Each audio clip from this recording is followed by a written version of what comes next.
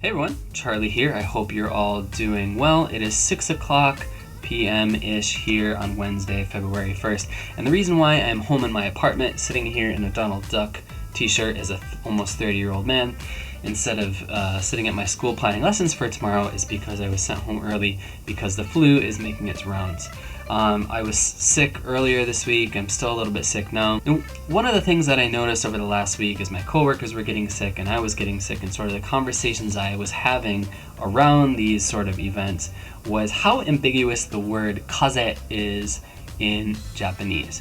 Now, kaze of course means wind, but the other version of kaze that I'm talking about today, when I first learned it, it meant very straightforward, like you have a cold, right? And like a cold, like the common cold that everybody gets everywhere in the world. That's why it's called the common cold.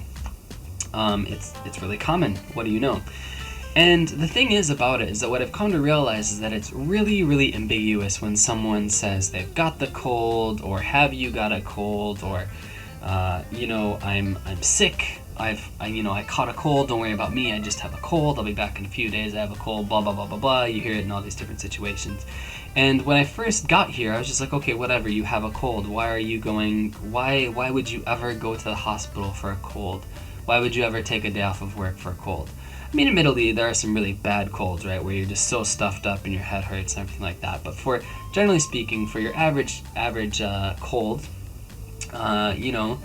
take some cold medicine if you have to. Have a really nice bowl of Campbell's chicken noodle soup, and then get on with your business. That's generally how I feel about it. Here, I go one step further and, of course, wear a mask because I don't want to be the plague bearer to all my students and my coworkers and things like that. But recently, as I said, what I've noticed is that even if people are actually quite sick with things like the flu or strep throat or something, they're a little bit reticent to tell you that they have those things. And it's sort of, I understand why. It's for a number of reasons. First of all, if you're working particularly in a school, you really don't want to tell the parents of your kids that one of your teachers is out because they have the flu. It doesn't really get a very good reception. Whereas opposed to when you tell somebody like, oh, don't worry, she's just out with a cold, she's just gone for today, she'll be back soon, something like that, right? People are like, oh, okay, I get it, that makes sense. But if you tell somebody that one of your teachers is out with influenza, they give you this look and they're like, like that very typical thing that a lot of people think about when they think about surprised Japanese people, that noise that's made. And people then wonder, oh, should I have come here today, kind of thing. Is my kid gonna get sick? And so, obviously people get worried that maybe they're gonna get sick because just, by proximity. They've walked into the haze of catchable death, basically.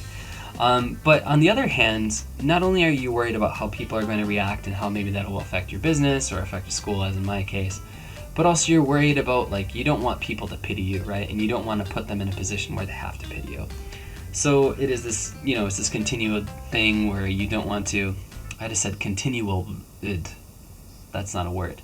It's a sort of like continuing thing, right, where you don't really want to put people off, you don't want to make them uncomfortable, but it's not just uncomfortable about getting sick or whatever, it's putting them in a position where they have to feel bad for you or have to worry about you or things like that. So, my perspective on this is sort of, I don't know, somewhere in the middle, I guess, because I really, generally speaking, I like how people typically, at least in a professional environment or when you don't really know people, they aren't really looking to get any sympathy from you or to try and milk you for sympathy or anything like that. Of course, those people do exist here as in America, and when it happens, it's really annoying, and you really just want people to shut up and stop being so crazy because they've got a cough.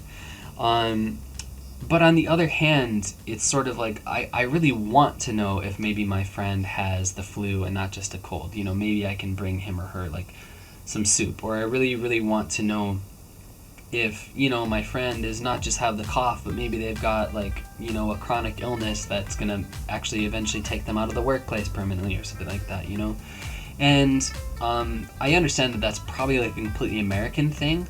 And on one hand, I feel like maybe it is really like, I care about people. I'd like to think that, right? Like I care what's going on with people. I want to know if they're sick. But then on the other hand, I wonder if it's just because I am American and I am a nosy son of a bitch and I need to know what's going on with everybody all the time. So And I guess there's no real point to this video other than to say that it can be really ambiguous to figure out what's going on with people when they get sick here, and not if you are coming over here and you're going to be learning the language, or even if you're not coming over here yet but you're learning the language now, just be careful about taking the word kaze at face value.